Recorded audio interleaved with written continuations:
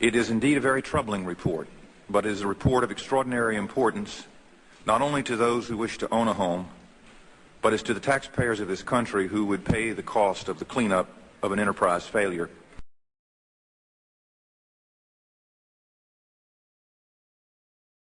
The analysis makes clear that more resources must be brought to bear to ensure the highest standards of conduct are not only required, but more importantly, they are actually met. Through nearly a dozen hearings where, frankly, we were trying to fix something that wasn't broke. Mr. Chairman, we do not have a crisis at Freddie Mac, and in particular at Fannie Mae, under the outstanding leadership of Mr. Frank Raines.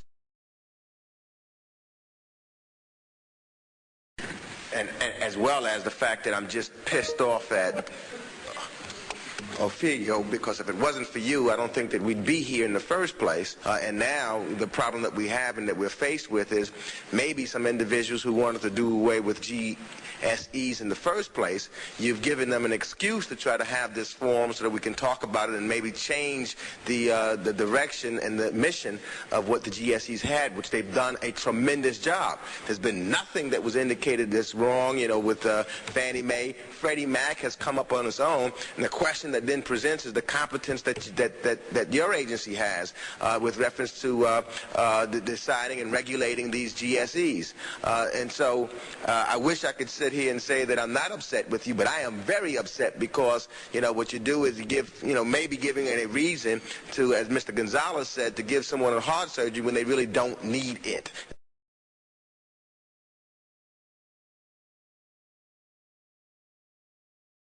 In addition to our important oversight role in this committee, I hope that we will move swiftly to create a new regulatory structure for Fannie Mae, for Freddie Mac, and the Federal Home Loan Banks.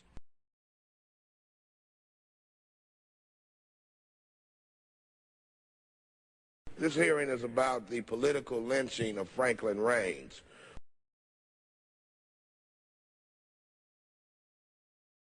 There is a very simple solution.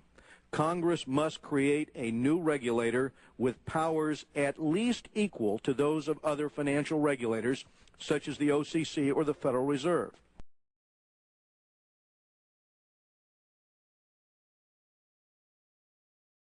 What would make you, why should I have confidence? Why should anyone have confidence in you as a regulator at this point? Sorry, Congressman. OFAO did not improperly apply accounting rules. Freddie Mac did. OFAO did not try to manage earnings improperly. Freddie Mac did. So this isn't about the agency engaging in improper conduct. It's about Freddie Mac.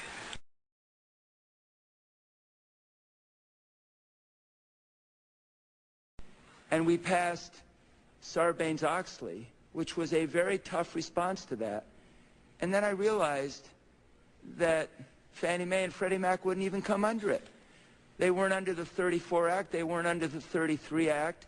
They play by their own rules, and I'm tempted to ask how many people in this room are in the payroll of Fannie Mae, because what they do is they basically hire every lobbyist they can possibly hire. They hire some people to lobby, and they hire some people not to lobby so that the opposition can't hire them. But a concern that I have is you're making very specific, what you have correctly acknowledged, broad and categorical judgments about the management of this institution, about the willfulness of practices that may or may not be in controversy. You've imputed various motives to the people running the organization. You went to the board and put a 48-hour ultimatum on them without having any specific regulatory authority to put that kind of ultimatum on them. That sounds like some kind of an invisible line has been crossed. Fannie Mae has manipulated, in my judgment, OFAO for years. And for OFAO to finally come out with a report as strong as it is tells me that's got to be the minimum, not the maximum. Etc.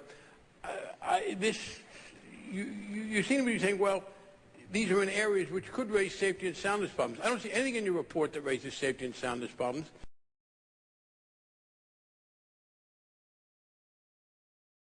under the outstanding leadership of Mr. Frank Raines.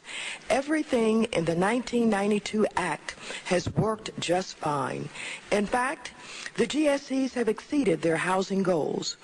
What we need to do today is to focus on the regulator, and this must be done in a manner so as not to impede their affordable housing mission, a mission that has seen innovation flourish from desktop underwriting to 100% loans.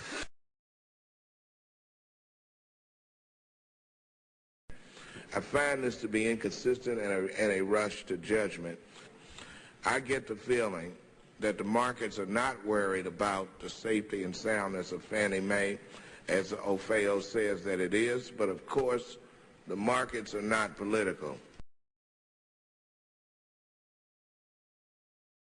But I have seen nothing in here that suggests that the safety and soundness are at issue, and I think it serves us badly to raise safety and soundness as a kind of a general shibboleth when it does not seem to me to be an issue. Mr. Raines, $1.1 million bonus on a $526,000 salary. Jamie Gorelick, $779,000 bonus on a salary of $567,000.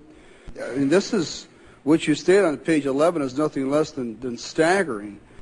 The 1998 earnings per share number turned out to be $3.23 and 9 mils.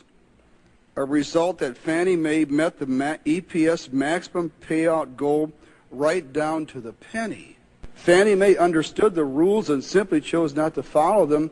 That if Fannie Mae had followed the practices, there wouldn't have been a bonus that year.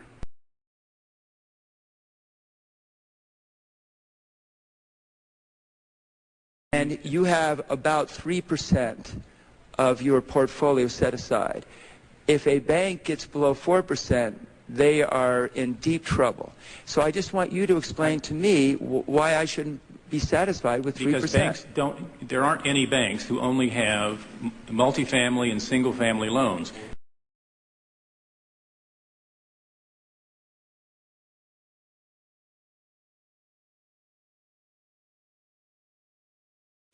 These assets are so riskless that their capital for holding them should be under 2%. Fine.